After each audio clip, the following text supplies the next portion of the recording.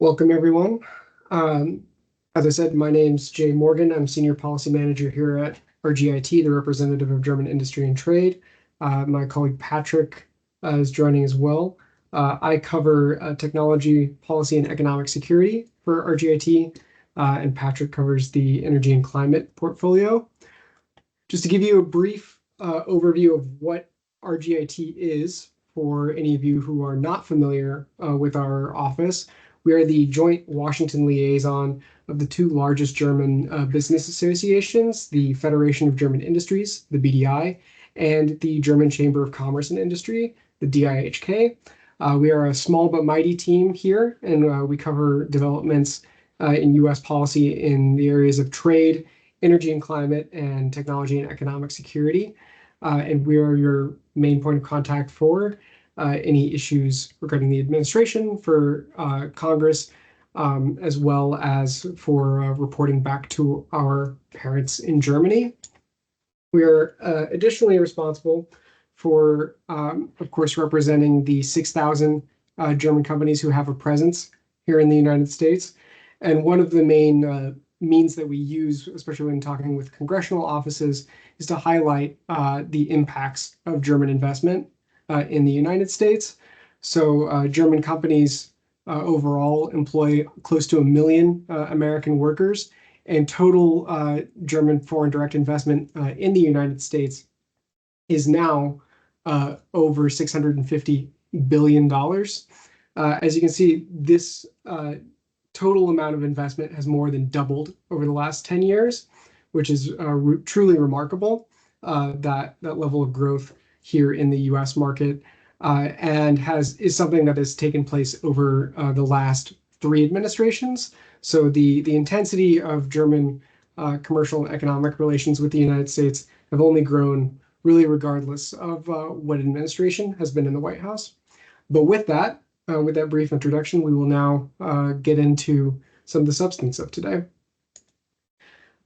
So the United States, the American voters have voted and elected Donald Trump to a second non-consecutive term in the White House. Trump had a decisive win in the Electoral College, winning all of the 7 swing states being contested. He won the popular vote as well, with close to 50% of the total votes of the national electorate. Kamala Harris won close to 48% of the total national popular vote. Now, being the German business representation in Washington, we're of course focused on economic issues primarily. But one thing that we saw is that economic issues were also at the heart of this campaign. So looking at this survey of voters, or of likely voters from October, so just ahead of the election, you can see that inflation and prices were the highest priority issue, followed by immigration and then jobs in the economy. After that, you have several social policy issues. Foreign policy and national security rank much lower in terms of voter priorities. And one of the things that we will talk about here more in detail is that trade policy is nowhere to be seen among voter priorities, although many areas that trade policy affects, such as the economy overall, are obviously high priorities for many voters. Digging in a little deeper on what drove voter decision making, this is an exit poll from NBC. On the left-hand side here, you can see how many respondents total answered. For example, in this question, gave the answer that they were enthusiastic or satisfied about the way things are going. And then here you can see the breakdown among those respondents of Democrats versus Republicans. So here we can see that close to 3/4 of respondents answered that they were dissatisfied or angry with the things or with the direction that the country is going. And a majority of people who answered that way identified as Republicans. Similarly, when asked which of these 5 issues mattered the most in deciding how people voted, roughly 30% of people answered the economy, and most of the people who answered that way identified as a Republican. Many more people who identified the state of democracy as the most important deciding factor identified themselves as Democrats. Digging in a little deeper on economic issues influencing voter decision making, about 2/3 of respondents to this survey said that they thought the condition of the nation's economy was not good or poor. And then again, the majority of people answering that identified as Republicans. And a plurality of respondents said that they thought their family's financial situation was worse off today than it was 4 years ago. And then here we can see also a question on the impact of inflation. Again, with about 2/3 of respondents identifying some sort of hardship, also many Democrats reporting a hardship from inflation over the last few years. Did not translate this bit from a German presentation, but Patrick will go in a little bit detail about fine. Congress. That's fine. Yeah. So what this says is this is the breakdown of, thank you, Jay, by the way. This is the breakdown of House races for the U.S. House of Representatives. Since we've seen the Democratic number increase to, I think, 213 now, or 212. So there's some movement from in the undecided races, but the GOP has established a majority. They've kept their majority, albeit a very slim one. So we'll see some of the issues probably create. It's a prediction. With narrow majorities come issues and rifts within even the Republican caucus that we will probably see again in the next House. But for now, they've secured a majority there, and in the Senate, they have flipped the former Democratic majority to a Republican. So here we see the breakdown. It's important to note here that when we talk about a Republican sweep in the election, that is true for the presidency. It's not so true for the Senate, because what we see in states like Arizona, Nevada, Wisconsin, Michigan, swing states, many people apparently voted for Donald Trump for president, but voted for their Democratic incumbent senators. So there we see some more nuance. What's important to note too is that the Republicans gained in crucial states like Ohio, where we had a very prominent Democrat, Senator Sherrod Brown, especially for trade policy. People, that'll be a familiar name. That was flipped. Same for Pennsylvania. And what we see there is that the GOP now has a majority in both chambers, which means that Donald Trump's agenda will be much easier to pass next Congress. Now, how much of the rifts within the GOP that have, bogged down issues this Congress, how many of those rifts will emerge in the new Congress is, subject to speculation. But for now, this means that Donald Trump will have much greater leeway in implementing his agenda. And I think a quick look just to round this off, and then we'll get to questions on the election specifically before heading into policy. This is a breakdown of the post-election partisan majorities in the individual states at the state level. So we see most states are either a Democratic or Republican trifecta, and there's a much more limited amount of states where we see divided government. Now, this is pretty similar as in 2020. With over the last, I think 20 years it was, we've seen partisanship in the individual states increase, and that certainly was the case this time around as well. Now, this was just a quick breakdown input on the election. We'll get into policy in a second and sort of Trump's plans for the next 4 years. But for now, are there any questions? I see one hand for Mr. Manning.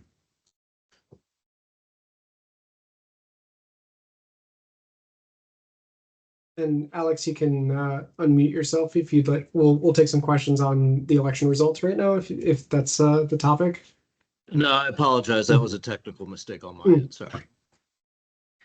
No All right. worries. Are there any questions on the election specifically before we get into policy? If not, we can just move on and oh, Jay, I think the presentation, yeah.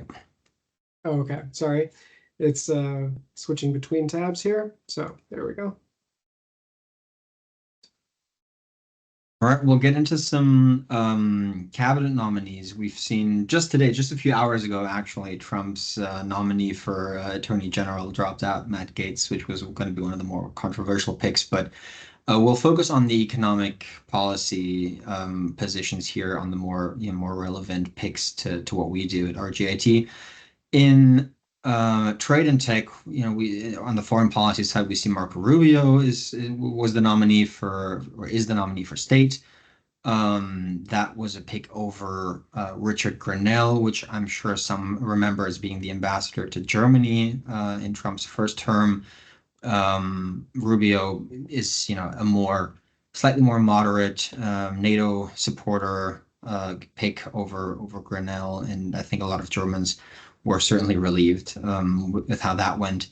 A few days ago, we got Donald Trump's pick for Secretary of Commerce, which is Howard Lutnick. Um, Apparently, the Trump campaign, the transition team, plans to somehow combine his role as Secretary of Commerce with oversight over the trade portfolio.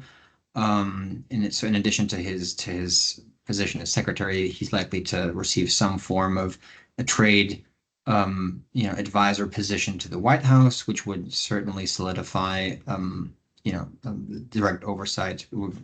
Questions of domestic economic policy would then intersect more with trade policy questions, which certainly fits what we've heard in the campaign, that tariffs and trade will be a focus for the Trump administration.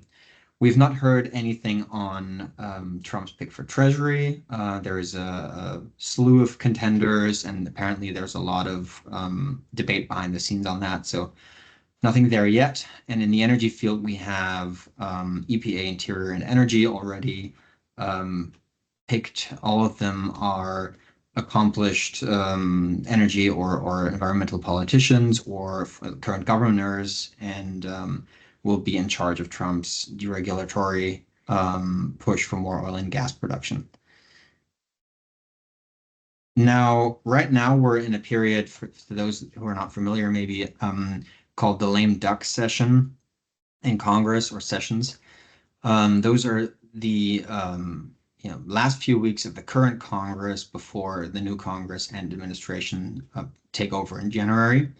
Often it's being used for last-minute compromise legislation on certain issues. What we're watching especially is any potential movements on outbound investment screening mechanisms, as well as de minimis reform. Those are questions of especially shipments from China coming in just under de minimis thresholds, and there's a bipartisan movement going on to curtail those shipments. So we might see something on that front, as well as potential movement on AI safety, which has been elusive so far. Yeah, we don't know yet. We'll see. December is around the corner, and then we'll know more of what happens. Yeah, all of these are proposed riders for any continuing resolution, as well as potentially for the National Defense Authorization Act. So these are issues that fall within our issue sets that we will continue monitoring. But happy to take any questions on anything here at the end, as well as more forward-looking into next term. So looking at U.S. economic policy overall under the next administration with the next Congress, tariffs were a central campaign promise of Donald Trump. And based on his economic policy nominations thus far, it seems that he's looking for people to implement them and implement them quickly.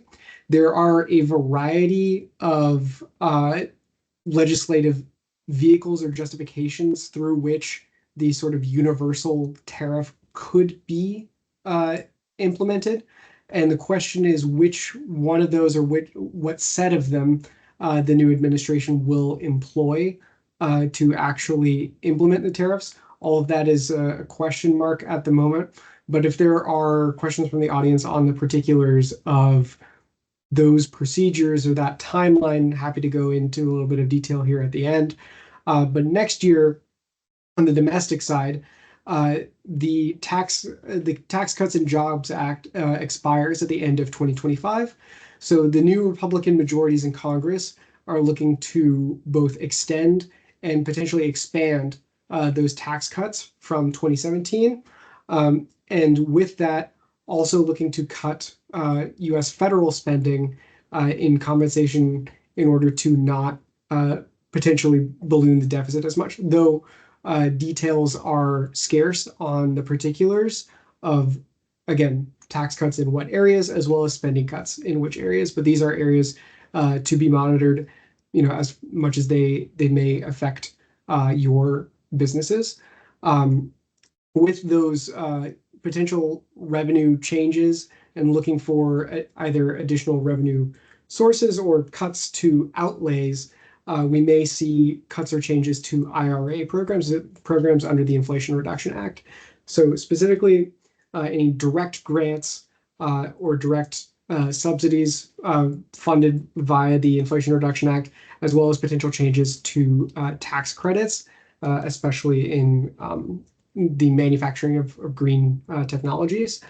So going further, looking at sort of external economic policy, as the Germans would call it, competition with China will continue to motivate more and more controls on trade and investment, especially in the technology area, in critical technology areas. So AI, quantum computing, semiconductor manufacturing equipment, connected vehicles, data sharing, all of these areas are likely to can receive continued scrutiny, both from the administration and from Congress, and we're likely to see those newly implemented controls get stricter over time. Meanwhile, on the domestic front, as Patrick has hinted at, executive branch agencies will implement an agenda of deregulation, especially in the energy and environmental areas, but also potentially in other sectors such as financial services. So I'll pass it back to Patrick. Absolutely happy to take this on. Just full disclosure, our trade expert colleague is on maternity leave, so I'm jumping in here. I'm not an expert on all the details, but I'll give it my best shot. Now, Trump and his campaign have repeatedly threatened to impose a tariff of 10 to 20, at times even higher percentages on all imports coming to the United States in order to boost job growth domestically. They have said numbers up to 60% on imports from China specifically, and to increase the tariffs on EVs, which Biden has put in place, to 100, potentially 200% or more. Now, the estimated impacts of that, and I saw one question in the chat already that kind of pertains to that. We'll get to USMCA in a second. The estimated impact of that, of course, is by economists is devastating. It'll cause job loss in the U.S. It would decrease our GDP growth. It would cause unemployment, and it'd be an inflationary move. So overall, even though in the short term we'll see boosts to certain industries that are sheltered by these tariffs, overall, on a macroeconomic view, we will see negative impacts by these tariffs. That's the general consensus. In Congress, we've seen proposals for reciprocal tariffs for trading partners, and that includes allies too. So that would include Europe and Germany. And especially targets in the past have been, the 5 to 10 largest trading partners in terms of trade deficit, which I think includes Japan, Canada, Germany, Mexico, some others, and China, of course. The big question mark is the USMCA review period in 2026. That will be, so just to go a step back, any partner to the USMCA agreement, so the US, Canada, Mexico, can invoke this review, which the US is likely to do in 2026. If the partners decide to not continue the agreement, it would end in 2036, I believe. Jay, correct me if I'm wrong here. Yeah, 10 years. Yeah, 10 years. And we expect those, I'm having an eye on the chat here. We expect the U.S. especially to make the review about China and the tariff circumvention of Chinese investments in Mexico, particularly with cars. That's a big issue. And so, it's likely to see some form of negotiations over the U.S. Forcing or demanding Mexico and Canada to move to implement stronger tariffs or other measures or investment screening, whatever it be, reviews on Chinese investments. That can take any form, and we don't really know because no one's revealed details yet on that, but that'll certainly complicate the negotiations. So do we expect tariffs? That was a question in the chat, was do we expect tariffs between Mexico and the US? That depends. If there's an agreement and if the Mexican and the US and Canadian governments figure out a way, to do this in a way that every government is happy, then, maybe no. Now, if all goes wrong and, USMCA essentially ends, then 2036 or even earlier, yes, we could see tariffs. That entirely depends on how that review process goes. And in general, and as hinted in this sort of statement, we will see a very transactional negotiation style on the US side. And of course, any pragmatic responses to that are highly advised. That's true for Europe as well. Great. So turning to my area, tech policy and economic security, we expect a continuation of the decoupling or de-risking policy towards China. It's really more of a difference of degrees and a difference of areas of focus between the two. Under the Biden administration, National Security Advisor Jake Sullivan described the policy as one of a small yard and high fence. That means very strict controls on a small defined set of technologies or sectors. We've seen sort of a proliferation of these controls through the Biden administration with the outbound investment screening rule for critical technologies defined as artificial intelligence, quantum computing, and AI systems. And that will take effect on January 2nd. These controls, or this rule, has been widely praised by congressional Republicans. There really hasn't been that much of a movement or an impetus to change or repeal it, unlike many other Biden era regulations that are now facing congressional scrutiny and, of course, scrutiny from the incoming administration. Similarly, the Department of Commerce has implemented or is implementing a rule via the ICTS, the Information Communication Technology Systems rules on connected vehicles that will also begin to take effect in the next couple of years. On model years, I believe, starting 2026 for software and 2027 for hardware components, banning components made by Russian or Chinese companies. And then just increased in oversight on Chinese investments, especially in these critical sectors, and through the outbound investment screening mechanism on Chinese companies abroad. It's also possible that Congress passes some manner of compromise measure on outbound investment screening mechanisms that would increase reporting requirements. So that's something that we're keeping an eye on for the lame duck and as well as afterwards.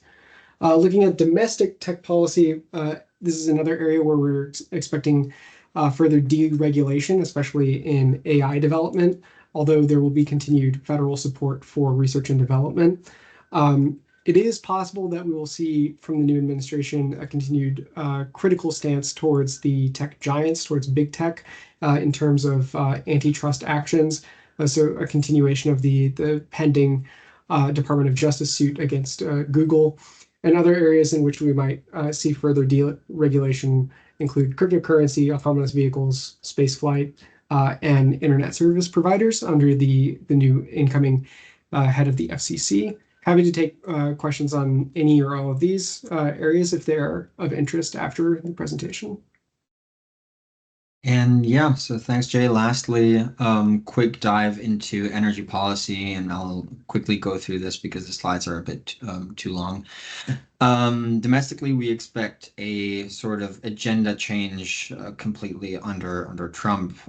In his campaign, he's said he's called on unleashing quote unquote U.S. energy and making the U.S. an energy dominant global power, which full disclosure it already is. The U.S. is the largest fossil fuel producer in the world, and we've seen record production under Joe Biden's presidency as well as under Trump before that. The administration mainly wants to increase traditional energy, production by granting more land lease rights through the Department of the Interior, as well as by slashing regulations at the Environmental Protection Agency and stopping any restrictions on LNG exports potentially under review by the Department of Energy. So on all of those fronts, that'll be a concerted effort coordinated by the White House to reduce regulations, increase land leases, and decrease funding for green and clean energy technologies, all of which the administration hopes to be deflationary, so essentially reducing energy prices and by that reducing inflation, leading to more spending power on the domestic front and giving households more available income. Now, the president has very limited availability, tools to do that directly. Ultimately, it'll be markets who determine production and electricity generation and not the president. And it's unclear, and there are conflicting reports out there what the outcome of this deregulatory approach in energy would be. Now, one caveat to all of this is that publicly Trump has called for a wholesale repeal of the Inflation Reduction Act, so Biden's signature climate energy policy, industrial policy law. Whether that's possible, well, he now has a majority in Congress theoretically to do it, but there have been Republicans who publicly came out. There was a letter signed by, I think, 19 or 20 House Republicans who've called for keeping at least some or most of the tax credits under the IRA in place, because they are aware that a lot of the benefits, a lot of the investment is happening in traditionally Republican districts. So whether a wholesale repeal is likely, is questionable. We've seen in the past with efforts to repeal large spending laws by Congress, for example, the Affordable Care Act under Obama. We've seen repeal efforts at these types of laws be complicated and often bogged down in details. So what is more likely, this is me making a prediction, more likely that we'll see targeted clawbacks of money and repeal of certain tax credits instead of a wholesale repeal of the whole thing. Jay, if you could go to the next slide, maybe. Yeah. Just in general, there is Trump will probably pull out of the Paris Agreement again on the international side of things, potentially also take the U.S. out of the Framework Convention on Climate Change at the UN. Now, we will obviously then see Democratic states, revive efforts at the state level to continue talking about Paris climate goals. But it would also reduce the U.S. presence in those forums, and the largest contributor would then actually be China. So in that case, we'd see more Europe, would have to step up on the global climate front. It's more international climate policy. It might not impact your businesses in the day-to-day. But one thing to look out for in the new Congress will be a so-called carbon border tax. We've seen a similar thing in Europe where they have a domestic carbon price. And so at the border, they tax goods that are coming in that are more carbon intense than what is produced domestically in Europe. And there are efforts in the US by Democrats and some Republicans to implement a similar tool, mainly through the lens of reducing carbon intense, dirty, quote unquote, dirty inputs from imports from China and India and other countries. So that's potentially something to look out for. We're not entirely sure how much movement that we'll see, but that will be a big development. sometimes called a foreign polluter fee too, Yeah. right? In terms of if folks are setting up their keyword searches or anything like that. Yeah. All right, I think with that we can leave it at sort of Yeah, input from our side and spend the rest with, questions. Happy to dive into some of the stuff we've mentioned more deeply.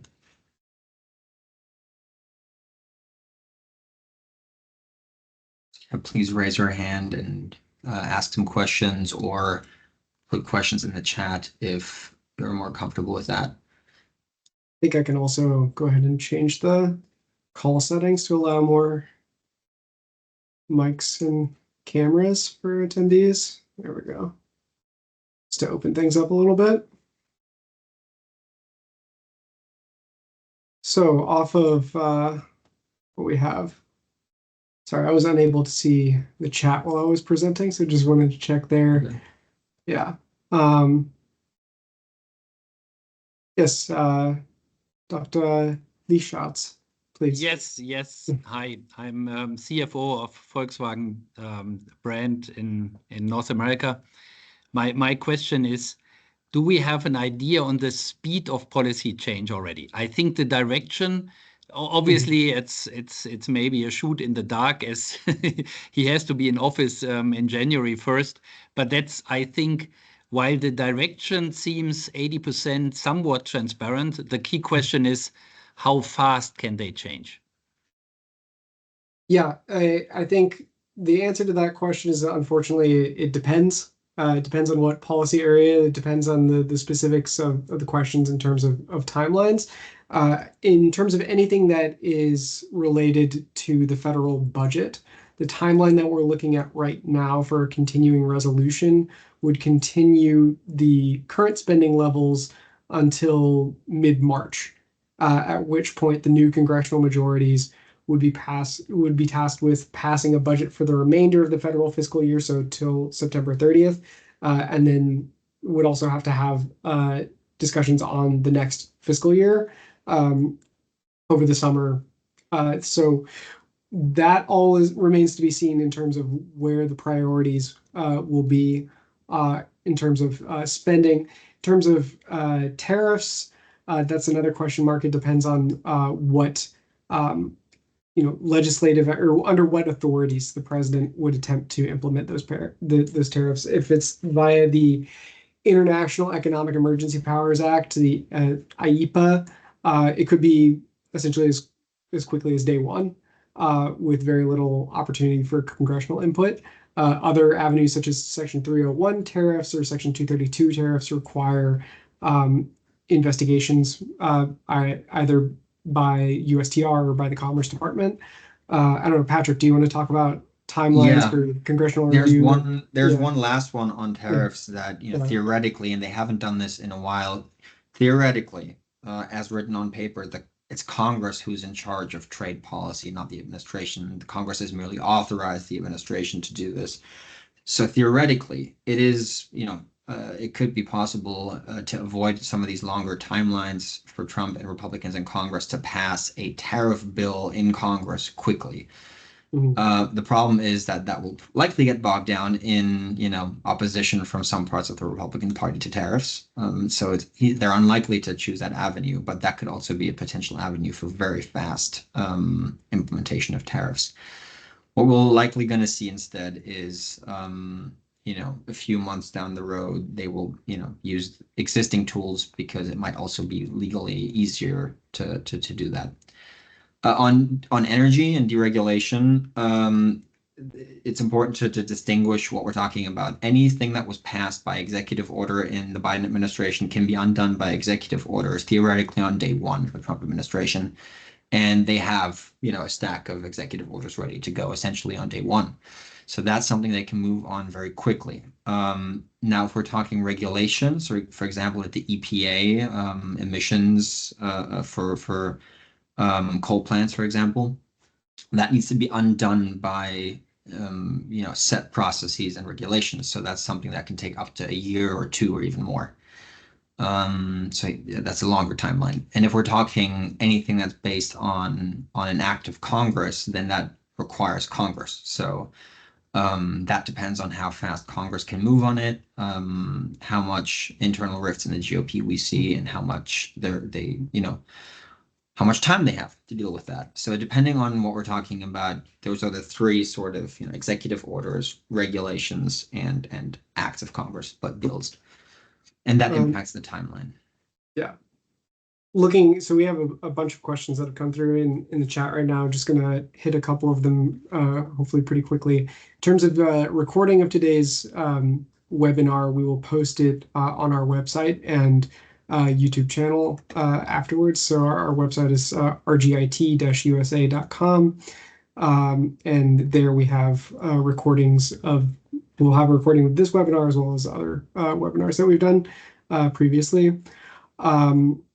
From Jonas Gutting on any information on the tariffs regarding Section 232 and steel and aluminum.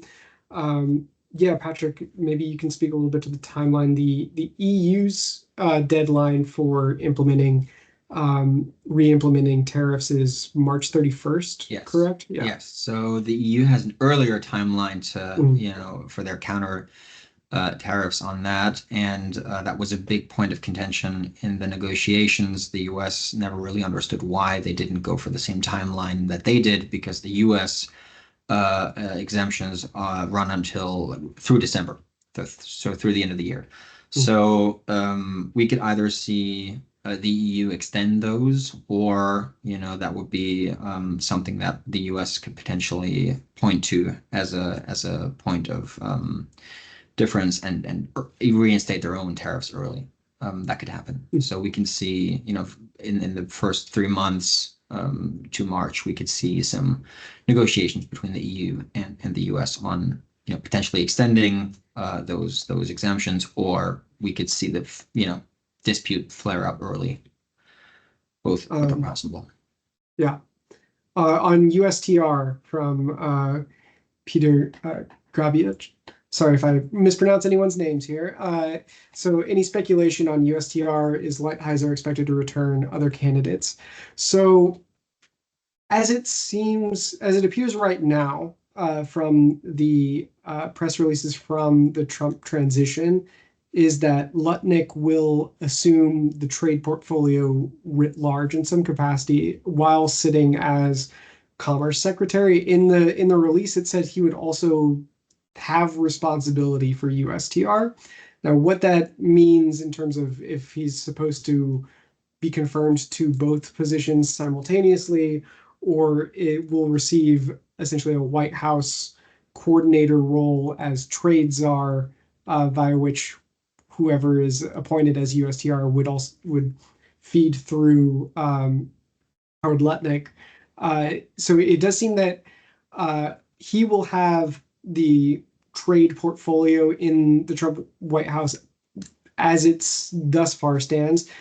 Lighthizer has been publicly mentioned in contention for a lot of economic policy responsibilities in the next administration.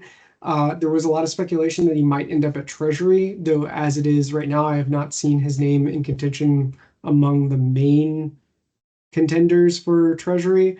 It's still possible that he receives some White House advisor role, either on the National Economic Council, on the National Security Council, or on the Council of Economic Advisors.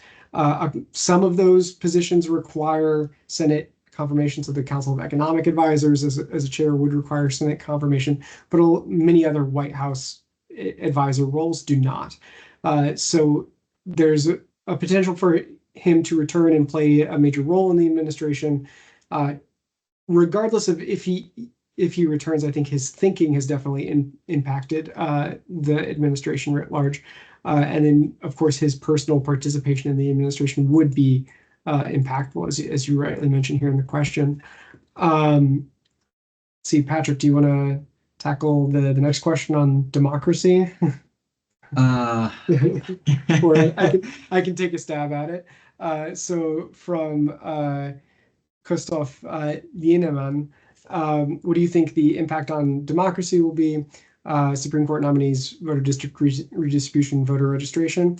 So On Supreme Court nominees, we could potentially see another Supreme Court justice named during Trump's second term, appointed and confirmed, continuing to build out the conservative majority on the court. Other issues in terms of congressional apportionment, that occurs every 10 years. So the next deadline for census is 2030. So after the conclusion of this term, and voter district, congressional district decisions are made at the state level by state legislatures or via other processes that states have established if it's an independent commission. So not that the federal administration is entirely irrelevant to those questions, but states have a good amount of independence in terms of those decisions. And in terms of voter registration requirements, again, those are set at the state level. So those are often national political debates, but the actual decision-making occurs at the state level. I'll jump in real quick on the sort of, the quote of like, oh, you only need to vote once. This is my personal opinion, full disclosure. I studied political science, and just as a sort of positive lookout, the resilience of the US institutionalized democracy is very large. This country has survived civil wars with its institutions intact, and I would caution against the sort of doomsday 2028 scenarios. I'm fully convinced we'll have regular elections in 2028, and this it's a lot of it is rhetoric, even though it might be hurtful rhetoric. I don't think we need to worry about that. The second question right after, trade barriers on steel business against German steel. Yeah, that is, the steel and aluminum tariffs, as mentioned, with the different timelines of March and December, could flare up very early. And what's unsure, however, is how much the negotiations on tariffs will be siloed, right? So will we negotiate trade and steel and aluminum separately from other trade irritants? We don't know. They might all be lumped together into one big negotiation with the EU. They might also be treated separately, and that, of course, is a black box to even us. So I can't really say, but yes, it's one of the primary concerns for the US government, especially under Trump, who initially opposed these tariffs. And Biden, of course, did not remove them. They merely, paused the fight and quoted them. So that's the best answer I can give on that. Steel is definitely something to look out for, and is also an irritant here. We've talked to other companies, German subsidiaries in the US, and a lot of them tell us they can't get this highly specialized steel products that they need. There are certain steel types that are just not produced in the US and they import from Europe. So a lot of those, more niche products will come up in these negotiations and these tariff debates. What's the last question is, reduce cost of living and curb inflation. Yes, big factor in the election outcome for voters, top of mind. I'm not an economist, but I've done a lot of political economy in my student days. It's tough to hear, they talk about tariffs, they talk about deflationary measures in energy, and at the same time, impose tariffs for up to 60% on some of the most commonly available consumer goods, which have a lot of connections to China. So if the Trump administration imposes wholesale 60% tariffs on Chinese products, imagine what that would do to prices at, say, Walmart. That'll have a negative effect, and those two rhetorics are not really reconcilable. What we're more likely to see, however, is a sort of Swiss cheese approach to some of these tariff announcements. It's a term that floats around Washington a lot. It essentially means that we might see a baseline tariff of some sort, but the US government is painfully aware of areas where it is entirely dependent on imports and where that impacts consumers the most. So we could see carve-outs in a lot of different, and waivers in a lot of different sectors to mitigate the more negative effects of these tariffs. That is not to say that every economist I know and have read about in the last couple of months definitely say, yeah, the rhetoric on reducing costs of living and inflation are not reconcilable with, broad tariffs. In terms of the impacts of the Trump administration's proposed economic policies, of course, we will see over the next few years.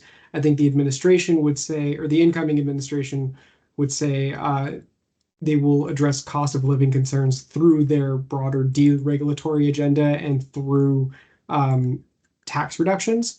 And so by those means increase consumer spending power, disposable income. So by reducing regulations, especially in energy, also housing is a major concern for Americans, costs of housing. So questions like that, again, there are a lot of things that are not decided at the federal level and many things that are not decided by government entities at all. They're decided by companies and consumers. But we will see what the actual on the ground impacts of these policies are in the weeks and months. But of course, the expected outcome of tariffs is, of course, inflationary because they do raise prices for importers. Other questions, please feel free to raise your hand and chime in here live on camera if that's your preferred means. Happy to keep taking questions through the chat, or let us know if there's any topic that you would like to hear more from us about, even if you don't have a specific question. But we still have about 10 minutes here. I saw one in the meantime on sort of the EU's response to some of these measures. And of course, we just call for pragmatism on that end and to enter negotiations, because any negotiated deal in the end will be better than a tit for tat sort of, tariff war, trade war. And yes, the US, if the US is very unhappy with some domestic European regulations that have extraterritorial effects. And we don't know if those will be part of any sort of, Trump von der Leyen conversation between the Commission and the White House. We will see.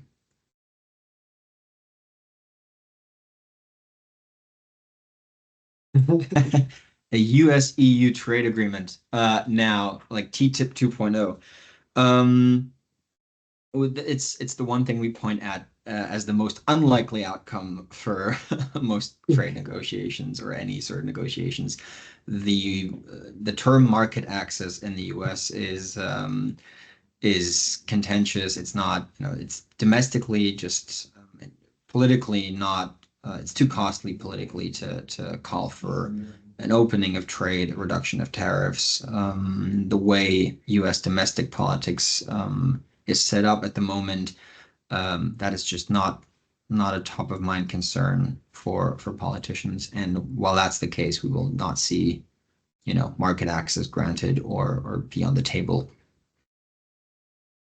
From Corey Brushinger on deregulation of financial industries. So this is one area that is sort of beyond our usual policy scope.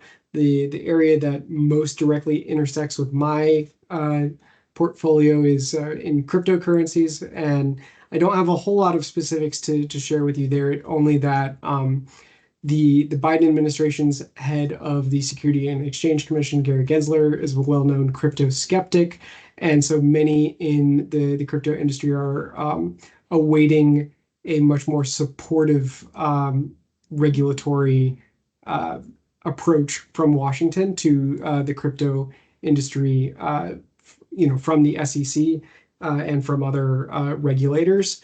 So sorry, I don't have a whole lot of specifics to give to you there, but that is one area in which the oversight will largely be reduced or is expected to be reduced in the next administration.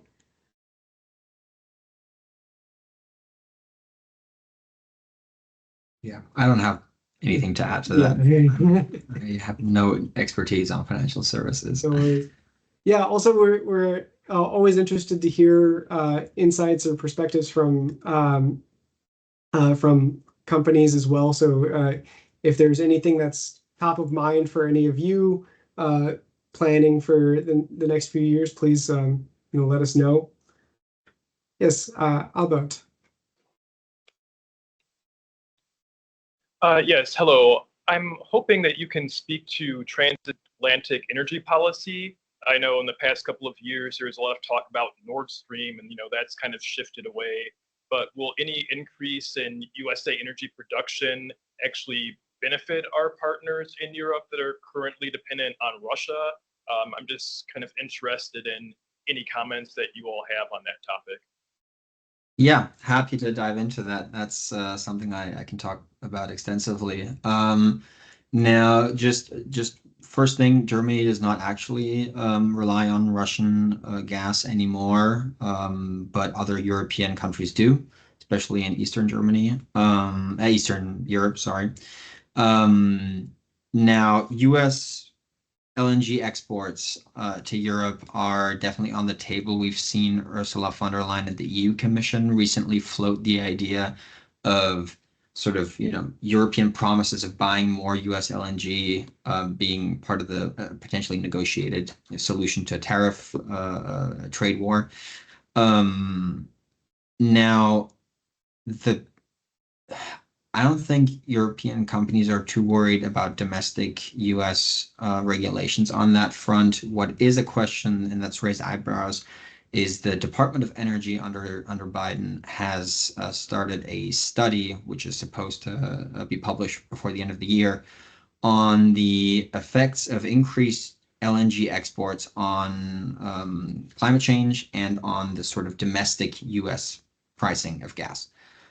And while that study is being concluded, they stopped permitting new LNG export terminals.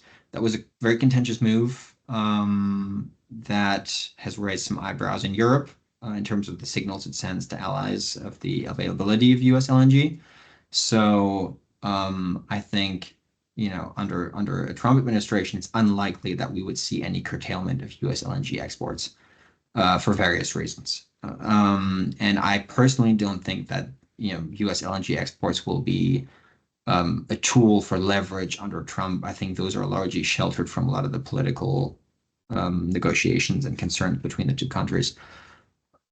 That would be my short answer to that. So yes, US LNG exports to Europe are a cornerstone of transatlantic energy policy. They will continue to flow. There's a lot of already permitted capacity for US LNG exports until 2032, I believe. And under Trump, we will likely see faster and more permitting for exports. Yeah. And if the EU then decides to even, increase through ways of, an MOU or others, promises to buy more US LNG, that, of course, that'd be another positive sign.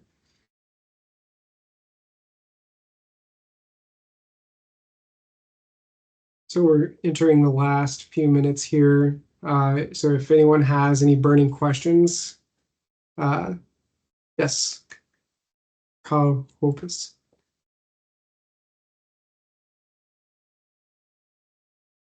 You're still muted. This is Carl. I'm in Denver. Hi. Hi.